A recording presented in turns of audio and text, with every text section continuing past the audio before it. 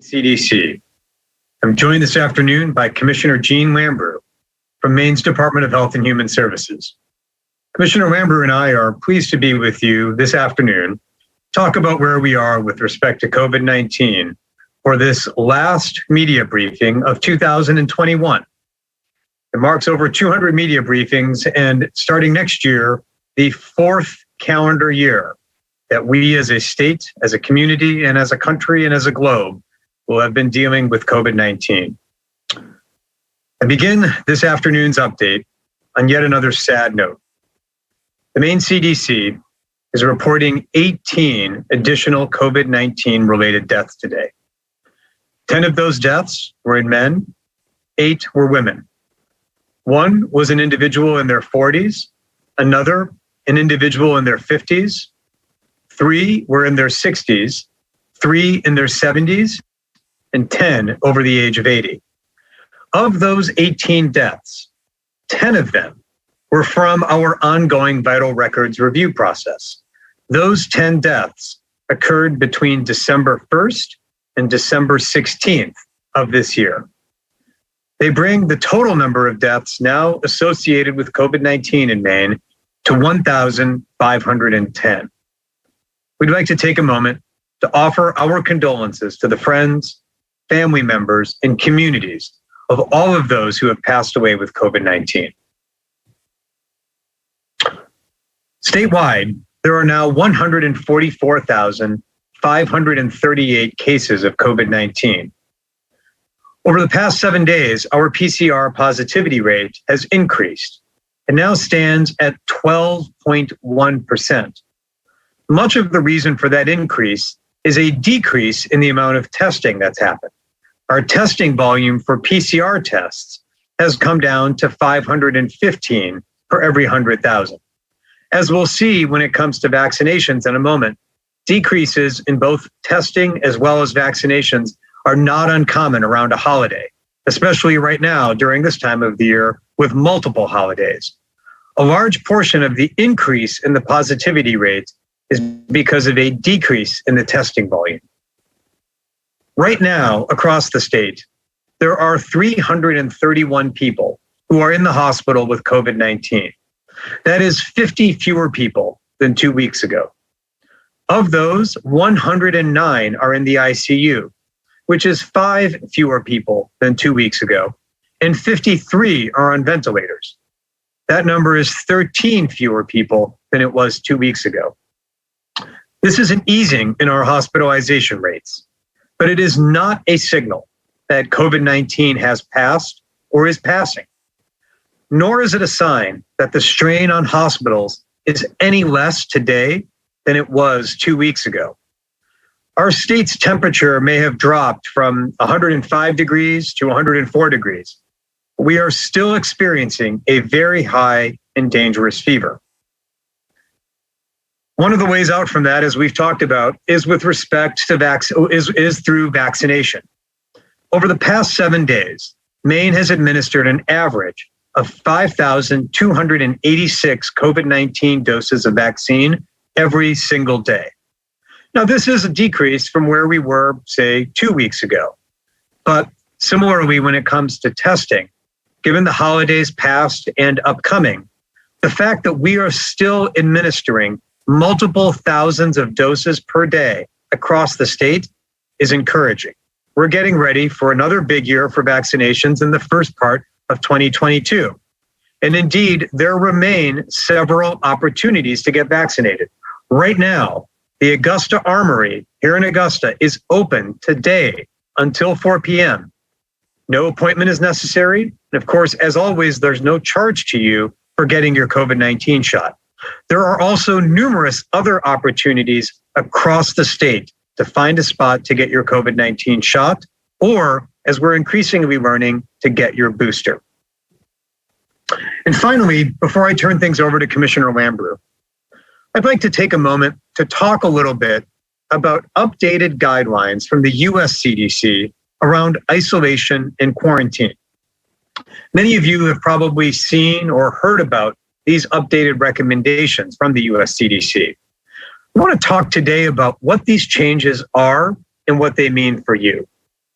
Let's start with a really quick refresher on the difference between isolation and quarantine. Isolation is what happens after you are confirmed to have COVID-19, after you get that positive lab result. Quarantine is different. Quarantine is what happens after you are exposed to the virus. That is to say, what happens after you are a close contact with someone that is known to have COVID-19. Isolation is what you do after you've got the disease. Quarantine is what you do after you've been exposed. The second thing right at the top is this new guidance that just came out the day before yesterday. Well, who does it apply to? Well, it applies to the general public, not to healthcare workers. Last week, the US CDC also put out a separate set of guidance documents on this same issue, isolation and quarantine, but specifically for healthcare workers and the facilities in which they work. So if you're a healthcare worker at a hospital, at a nursing home, et cetera, there are different guidelines for you and in your facilities because of the nature of the work you do. So let's talk about these changes. And let's start with isolation.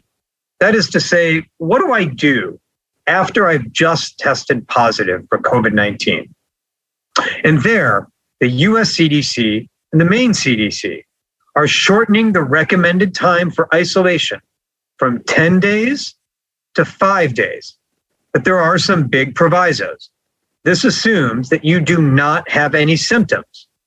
It also means that on day 6 through 10, you wear a mask at all times when around others, whether you're at home or whether you're in an indoor public setting or even in an outdoor setting. Anytime you are around others for the latter half or throughout for the first half of your isolation period, the first 5 days, you shouldn't be around anyone at all.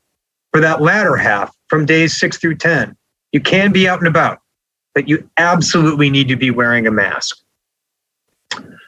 The other change is to the scenario where you've been exposed to COVID-19. That is, you're a close contact of someone who has COVID, and now you're facing quarantine.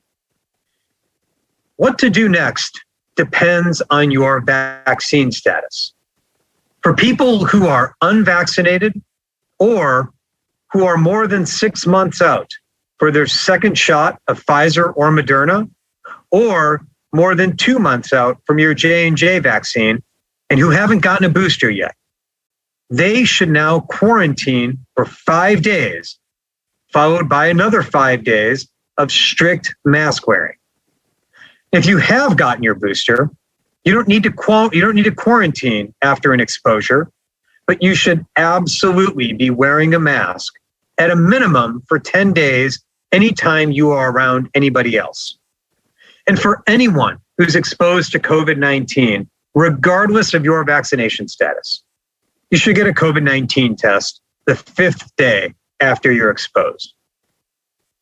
So what do these changes mean for you? Well, the first and most important thing is if you are feeling sick at all, stay home. In addition, the guidelines around isolation. If you're not feeling well, if your symptoms have not resolved, then you are still in isolation.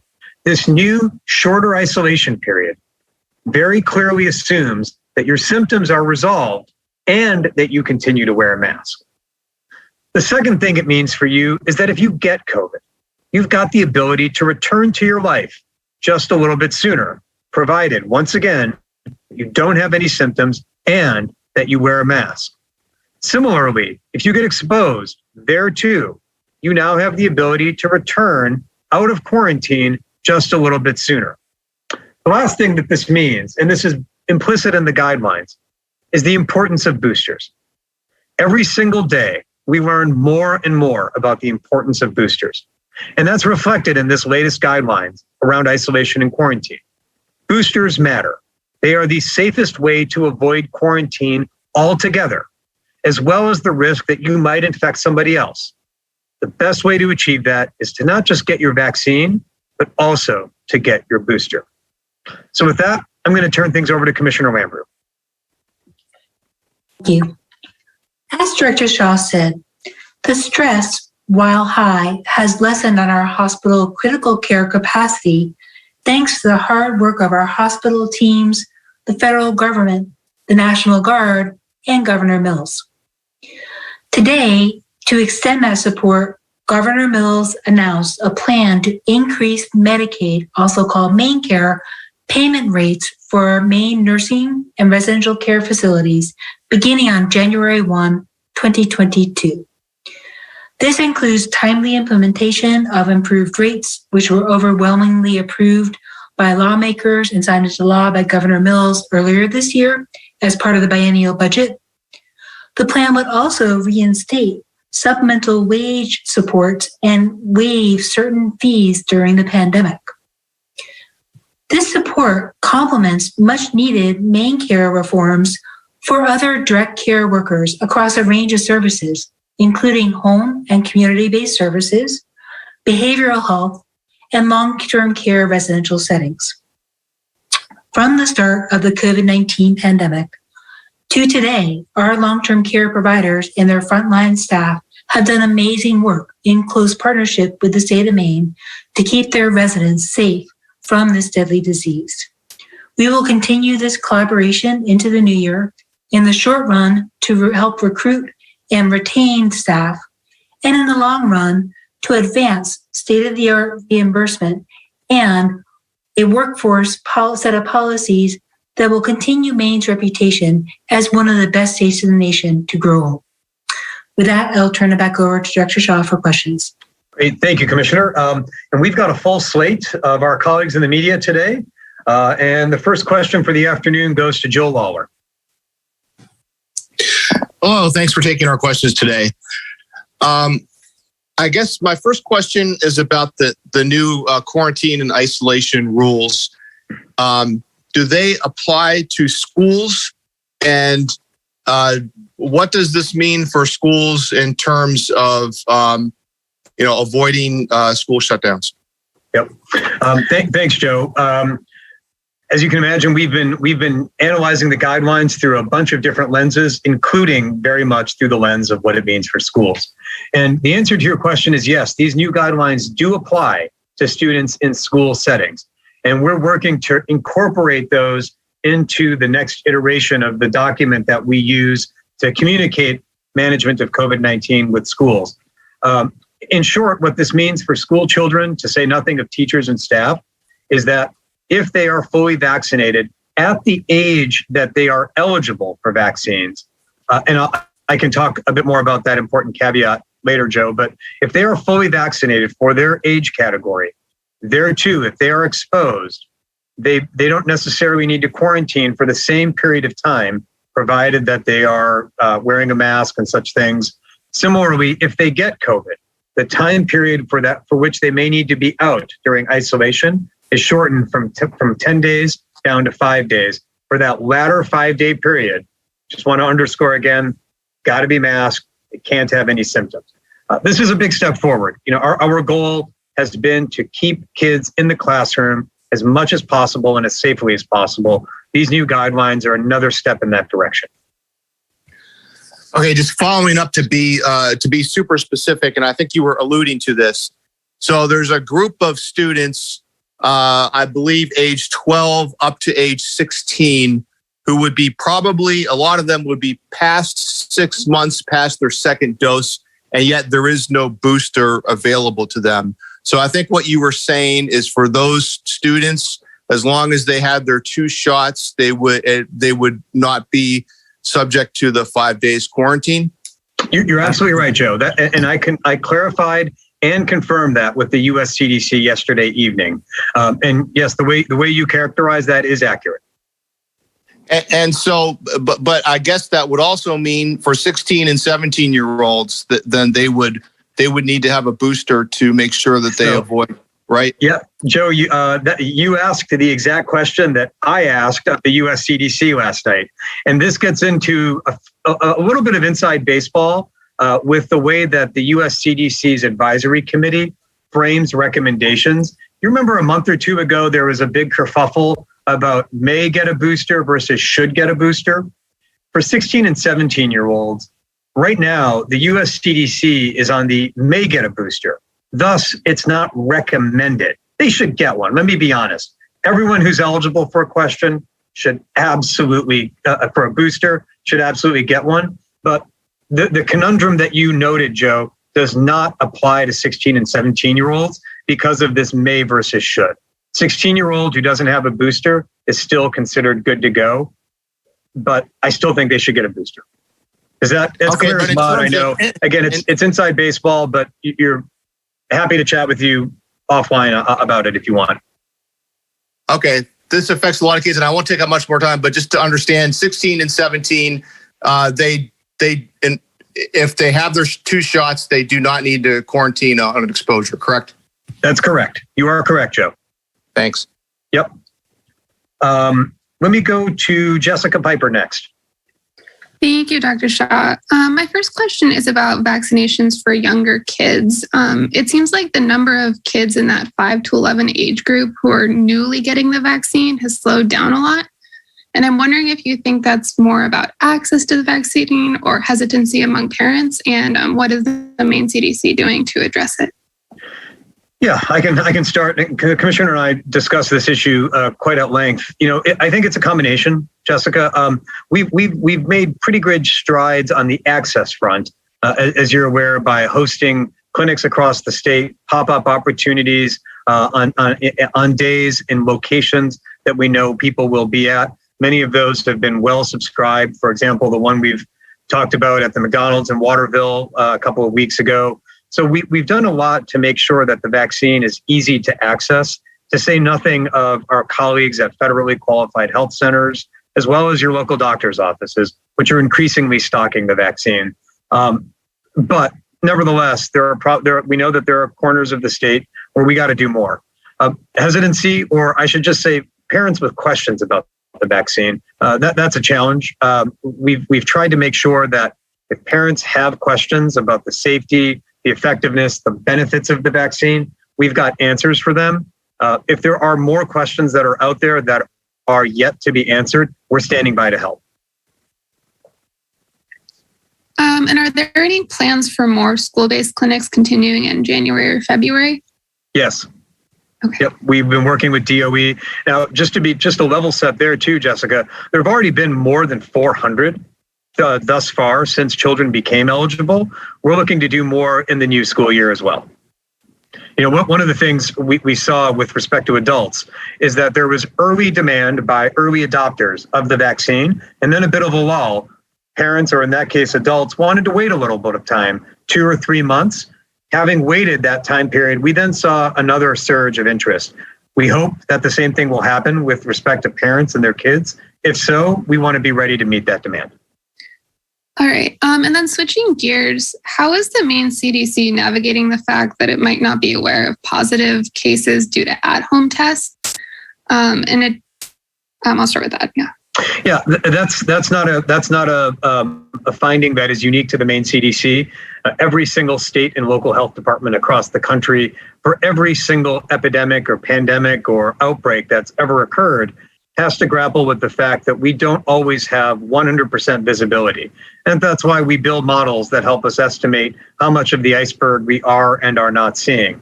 That's another reason why the guidance that we talked about today is really critical. The reason I wanted to go over it today is to equip folks with what they need to know in case they test positive on a home test. Right now, what that means is, it's sort of making sure you know what the parameters are so you can navigate that on your own. We're working to put together a flow chart for folks as well, so that they don't have to rely on what can admittedly be somewhat confusing text. But the central theme that you note, Jessica, is not one that's unique. It's a balance between the value of having easy access in someone's home to testing, which right now is paramount, versus what we trade off for that, which is that state and local health departments may not always have the crystal clear vision as we would have in the first couple of weeks of a pandemic into every single new case. That's a trade-off, but it's one that's well worth making. And I know we've heard some concerns about just people having trouble finding the tests as well as the cost. Are there any efforts to address both of those things? Yeah, Commissioner, I can kick this one to you if you want, or Sure. I'll just begin by saying we appreciate that too. We continue to struggle to identify sites that can offer testing, to make that testing available, accessible, and low cost. Governor Mills was on a call with the president earlier this week, where the president acknowledged the challenges. He said he's willing to work with us. We are willing to work with him, and we continue to explore all options. I think we'll have some news hopefully next week on some new testing sites in Maine. We'll continue to pursue at-home testing options for residents of Maine, and we'll continue to do whatever we can do to make widespread COVID-19 testing available and accessible. All right, thank you. Thanks, Jessica. Let me go to Brian at WAGM next. Thank you, Dr. Shah. My question was actually just answered. Great. Thanks, Brian. Amy Brown, over to you. Thank you, Dr. Shah and Commissioner Lambrou. With the changes that you've been discussing, people at high risk are now possibly at a slightly higher risk. Do you anticipate a recommendation for a fourth dose coming, like second booster coming soon? And or the boosters being included in the definition of fully vaccinated at some point? I know I've asked a few weeks ago and someone else asked last week, but seems more and more like that's becoming evident that it's going to be necessary. So I'll take those in order, Amy. On the fourth dose, there is one healthcare institution in Israel that, in partnership with the Israeli Ministry of Health, has launched a study to examine the immune benefits of a fourth dose. That just got off the ground a couple of days ago. We are weeks, if not even longer, away from having those data and understanding if there is an incremental benefit behind a fourth dose. If there is, then that's certainly something I know that federal authorities would want to consider as they're making decisions about future boosters. If there's not an incremental benefit of a fourth dose, then that takes us down a different question. It's an empirical and scientific question. We've got to see what the data are. Similarly, with respect to the definition of fully vaccinated, Amy, again, this too is a federal decision that federal policymakers make, but you can already see some hints of their thinking when it comes to the definition of quarantine that I went over a moment ago. If you're not boosted, right, then there's a recommendation to quarantine for 5 days plus another 5 days of masking. But now, only if you are fully boosted at the age tier that's appropriate for you, can you avoid quarantine altogether? We're beginning to see that thinking and that notional approach in the approach that federal authorities are taking. I think we'll see more of that, but time will tell. Great, thanks. And my second question is whether you can estimate what percentage of the cases in Maine now are Omicron somehow, or if you know how many have been detected. I'm wondering if that an increase in Omicron might be behind the decreasing hospitalization rates, if that's starting to take over rather than Delta? Interesting possibility, Amy. So here's what we know for sure. As of last Friday's genomic sequencing report, we were at least 2.2%. That number is undoubtedly higher now because of the passage of time just since last Friday through today. We'll have the next iteration of that report later this week. Again, I fully anticipate that that'll be at a higher number. I don't know what that number is. I can tell you the floor is 2%. The ceiling, we'll have to see what that percentage comes back at. And in terms of what that might mean for hospitalizations, it's too early to tell. The scientific jury is still out on what Omicron means from a severity point of view. Great, thank you. Thanks, Amy. Chris Costa, over to you. Hi, Dr. Shah, Commissioner Lambrou. Thanks for the time today. I was hoping that you could kind of address, I know as we've talked about kind of these new guidelines, when you talk about isolation is pretty black and white. Stay in a room, that's separate from everybody else. Don't really come in contact with anybody else, even in your own household. Quarantine seems to have a little bit more of, I don't know if I'd call it a gray area, but can you kind of explain what a quarantine should look like for somebody who has to stay at home? Can you come in contact with your kids, your partner, et cetera? So Chris, I'm going to talk about what you asked me what it should look like, and then I'm going to also comment upon the real world as well. Quarantine, in theory, should look like isolation. The goal, the purpose of it is that you've been exposed and you are at risk for getting COVID and thus potentially transmitting it to somebody in that early phase. So if you need to quarantine, those first 5 days of quarantine should look like the first 5 days of isolation. You should be alone. You should be minimizing the risk that if you develop COVID, you're going to give it to someone else. But the risk of getting and giving COVID to somebody if you're in quarantine is lower than the risk of giving someone COVID if you're in isolation. And if you're in isolation, you've already got COVID. So practically speaking, we know that folks want to see their kids. They want to see their partner. I think it's something that everything right now with COVID is a risk balance. I don't think it's a smart thing to do, but I know that people do it. And the part of the motivation behind these guidelines is to recognize that reality and try to work with people a little bit more. Recognizing that on day 7, 8, 9, and 10, folks are fed up. They want to see their family. This is part of an effort to reduce that, still get people to buy into the idea, but do so in a manner that's safe, namely wearing a mask. The final piece that I just have to mention, Chris, is that we know that quarantine and isolation are hard for people. Early on in the pandemic, Commissioner Lambrou and I and our teams set up a variety of social services supports to help people for whom isolation and quarantine were tough. They didn't have a safe place to be. They didn't have access to food. Those services are still available. And we can get more information on that. But if you need help with isolation and quarantine, you're not alone. Okay, thank you. I know that some other doctors we've spoken to, particularly Northern Light Health had its press briefing today. One of the challenges that they mentioned was getting people to actually follow these guidelines and wearing a mask after their 5-day quarantine or isolation period. And I think even similarly, especially somebody who meets that standard of being, quote, up to date on their shots, fully boosted or less than 6 months after, so on and so forth. Somebody who feels asymptomatic being like, hey, I feel fine. Why should I quarantine or isolate? Can you explain for people at home, why this is necessary, even if they are asymptomatic? Sure. So the part of the scientific rationale behind this change was increasing amounts of data that show that the greatest likelihood of transmitting COVID is on the front end of the disease, not on the back end.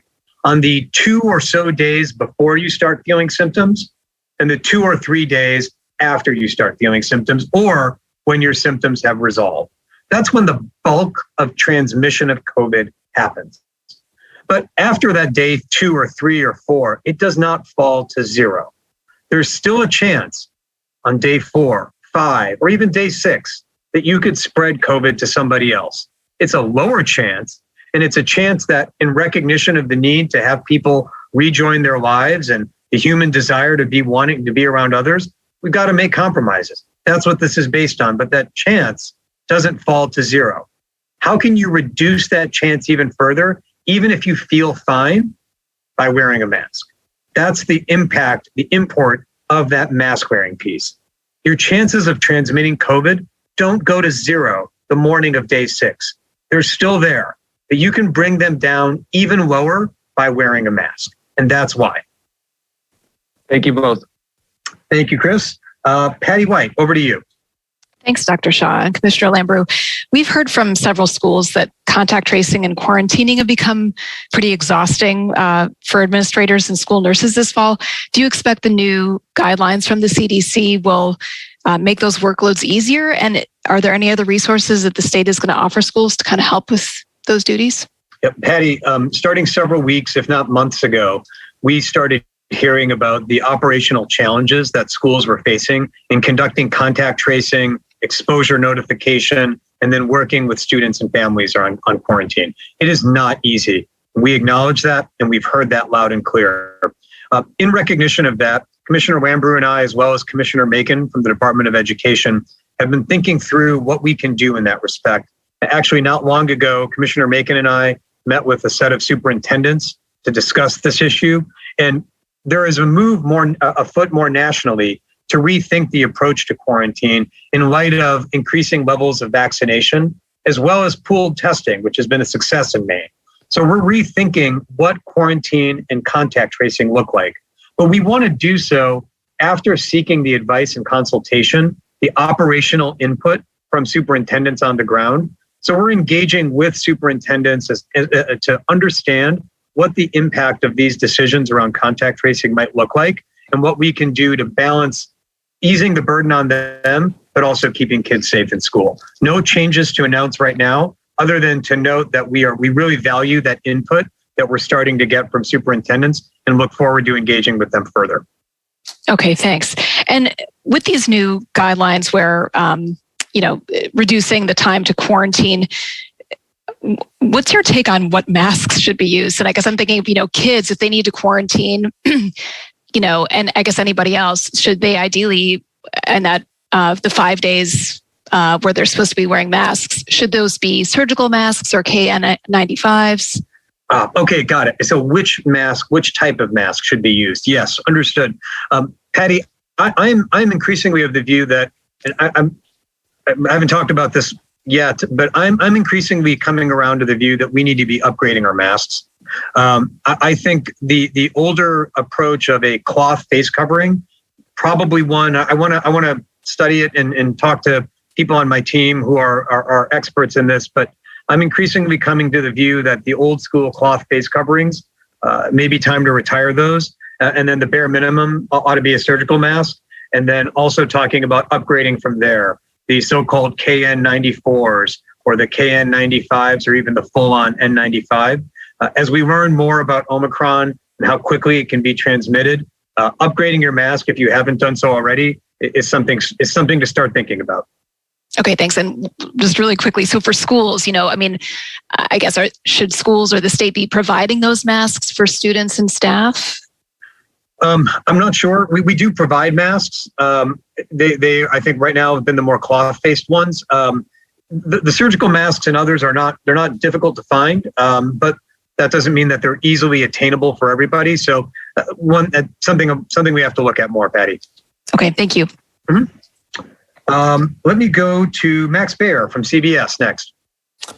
Hi, all. Thank you so much for hosting this briefing.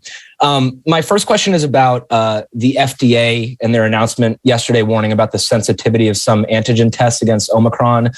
Dr. Shah, have federal officials given you any more specifics about which tests to avoid?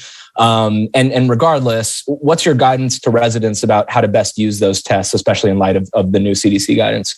Yep. Thanks, Max. And good to hear from you. Glad to have you join us.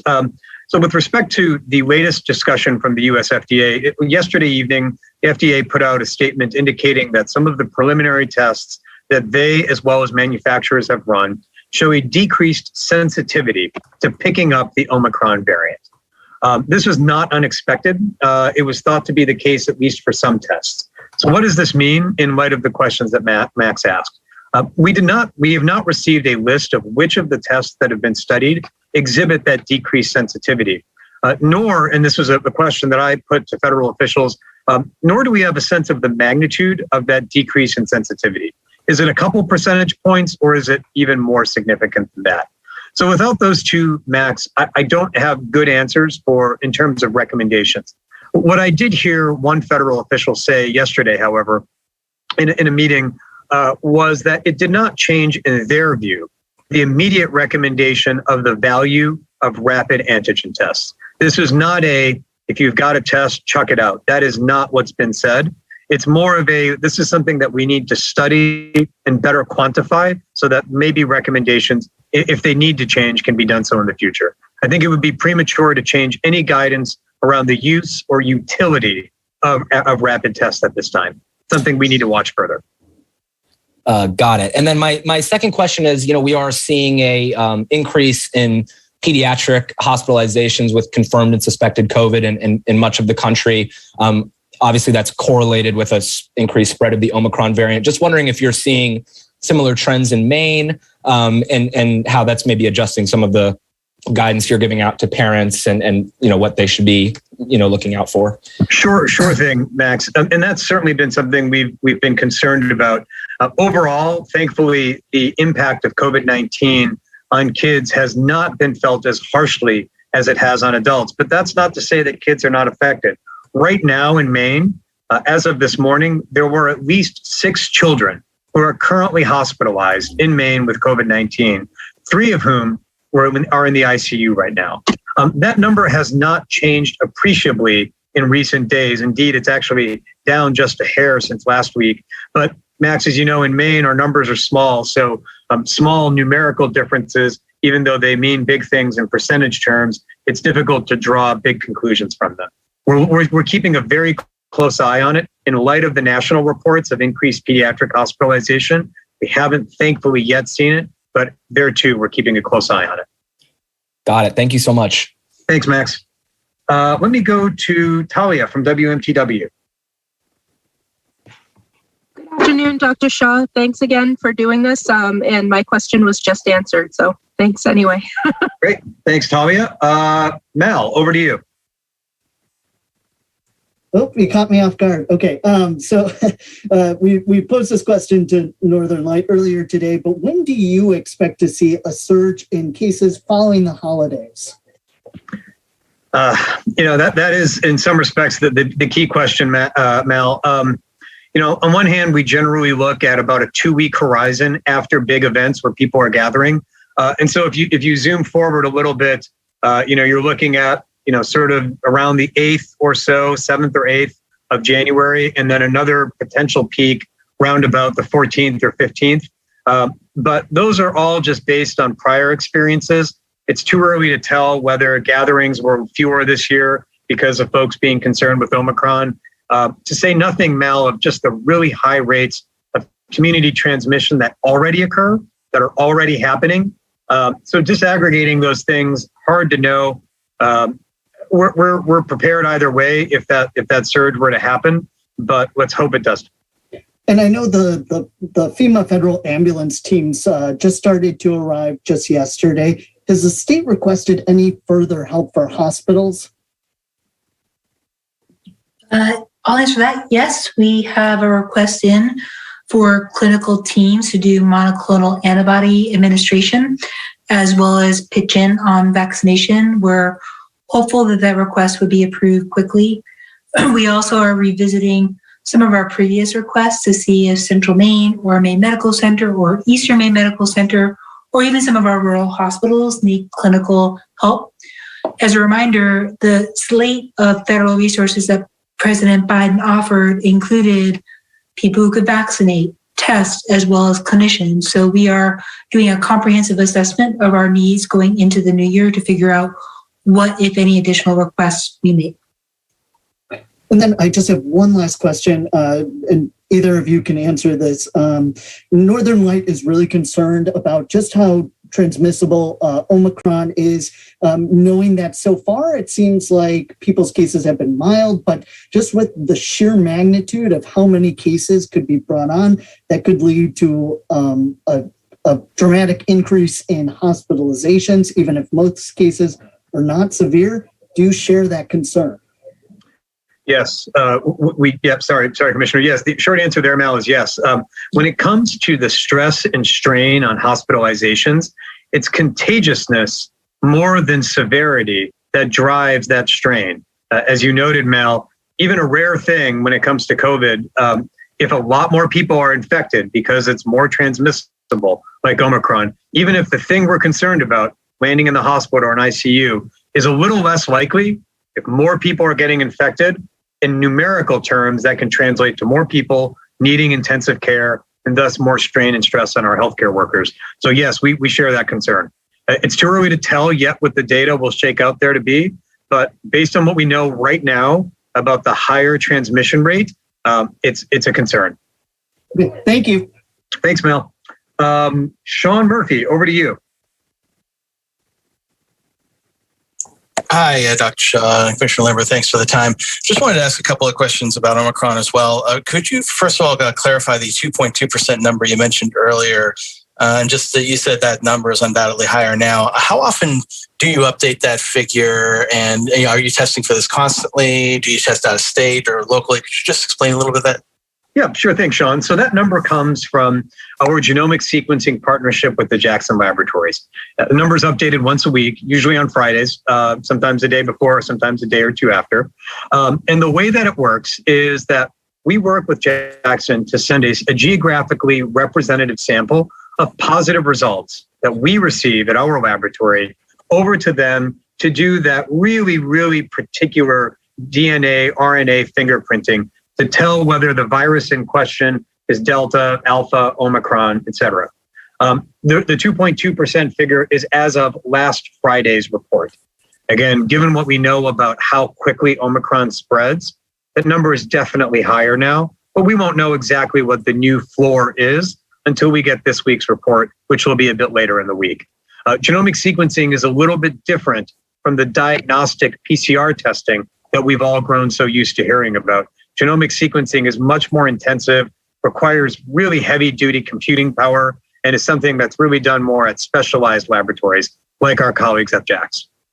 So you said 2.2% of the cases currently are the Omicron variant. I'm just curious as to, we're seeing some evidence in other states about how the Omicron variant has come on so strongly that they're really not seeing Delta anymore. And I know you were concerned about Delta versus Omicron. Do you think that there's a possibility that Omicron at some point will overtake Delta and become the dominant strain? And if so, would that be a good thing, given that some have said that the Omicron variant isn't necessarily strong? Yeah, it definitely, I would not characterize it as a good thing. A highly transmissible variant of any sort that lands people sick, out of work, in the hospital, never a good thing. But I hear your point, Sean. So let me talk about the outcompeting possibility. Based on what we know right now, Omicron seems to be able to hold its own against Delta, and in many parts of the world, even gain the upper hand, like in South Africa, like in Denmark, like in the UK. Those countries are in some respects different from the US, especially Maine, where our vaccination rates and our booster rates are quite robust. The same applies with Israel. It's too early to tell whether Omicron will definitely outcompete Delta, whether it'll just give it a good run for its money, or whether it'll just linger where Delta will remain dominant. It's unclear which of those scenarios will manifest. Each of them has good, strong odds. But let me just say, Sean, none of those is a good scenario. Omicron, even if it does turn out to be less severe on an individual basis, because as Mal and I were just talking about, because it's more transmissible, could actually lead to more strain on the healthcare system. More strain on the healthcare system does no one any good. It means that if you fall and break your leg, it may be that much harder to find transport or an ED bed. It means that if your partner needs surgery for something that's not COVID related, it might be delayed. So each of these scenarios is concerning. Thank you. Very, very lastly, do you think the Omicron variant is a bigger concern with infants, youth, and younger kids as opposed to Delta? It's too early to tell. There is some concern, as you heard me mention in connection with Max Baer's question, around increasing hospitalization rates among younger kids across the country. Whether that's a direct function of Omicron or whether it's a byproduct of the fact that their vaccination rates are just a bit lower. Too early to tell. We really do need more data on the intersection of Omicron and young kids. Okay, thank you very much. Thanks. Allegra, over to you. Hi, Dr. Shah. I know last week we had asked about sort of survival rates, if you will, off of ventilators, people who are on ventilators. And we were just wondering if you had an update on that for us. I do, but I don't have it in my notes. So I will check with our medical officers to see what the numbers were. I did ask them to try to get a sense nationally of what the literature shows, as well as if we have a sense of those findings in Maine. I don't have that in my notes today, Allegra, so I'll check with our medical officers and see where we are. Great, thank you. And then one last question is just, as we see these, the CDC guidance is changing and, isolation, quarantine things sort of being cut in half, if you will, for those, vaccinated and boosted, what does this tell you about us being any step closer to just simply living with COVID and carrying on about our lives eventually? Yeah, it's easy to kind of take a look at these new updated US CDC guidelines, Allegra, and say, well, this is just evidence that federal health officials are throwing up their hands. And I see why folks have indicated that or gotten that impression. I don't know that that's exactly right, though. What these guidelines are at least largely based on is a recognition that COVID is really more of a front-end phenomenon when it comes to transmitting it, rather than a back-end phenomenon. The peak of your transmissibility is really more the day or two before you get sick, and then the 2 or 3 days after you've had symptoms. After that, the likelihood of transmitting it to somebody really does go down significantly, especially and importantly, if they're wearing a mask. Was this in part motivated by a desire to get people back to rejoin their lives, back with their family? I have no doubt that it was, and Dr. Walensky indicated as much to the media yesterday and this morning, but it's also important not to lose sight of the scientific predicate here. I don't think this is evidence of everyone just throwing up their hands, but I can see where folks get that impression. Great, thank you so much. Thanks, Allegra. And the last question for the afternoon goes to Rebecca from the Ellsworth American. Yes. Hi, Dr. Shah. Thank you. I just have a quick clarifying question. When you said that the new isolation and quarantine guidelines for schools applies, is that effective immediately, when kids come back from holiday break? It will be effective shortly into the new year. The US CDC is looking to put out a little bit of an expansion to the document that they put out on Monday. They want to address some nuanced scenarios. For example, what might this mean for congregate living settings? I understand that they also want to provide a little bit more granularity around schools. So, Rebecca, it will apply very, very shortly, but we're talking days, not weeks. Great, thank you. Great, thank you. Commissioner, any final words before we wrap things up for the year? Except for it's been an interesting year, a challenging year with COVID-19. I think 2022 will bring its own twists and turns, but we do want to pause and wish everybody health and happiness as we enter this new year. Great, thank you, Commissioner. I mentioned this at the top, but as I was working this morning with our stalwart communications director, Robert Long, someone that many of you know, he observed that we are, as I mentioned at the top, about to go into the 4th calendar year of COVID-19. And at first he said it, and I actually didn't believe him. I thought that maybe there was a communication breakdown somewhere, but as I counted it out, sure enough, we'll be going into the 3rd year of the pandemic and the 4th calendar year. I wanted to take just a quick moment to thank somebody who has been with us and their team, who's been with us from day one of these briefings, since very, very early on. And that's your interpreter today, Josh Seal. Josh and the team at Pine Tree Society have been with us throughout these briefings. And Josh and your team, I'd like to thank you for interpreting these briefings for us. Josh and his colleagues have interpreted thousands of questions and answers and have thus provided incredibly valuable service to Mainers as well as others who have tuned into these. So Josh, to you and your team at Pine Tree, we thank you for being with us all this time. And then as the Commissioner mentioned, we're signing off for the year, but we will be back in 2022. Until then, have a great year. Happy New Year. Be safe, be smart, be healthy. Thank you all very much.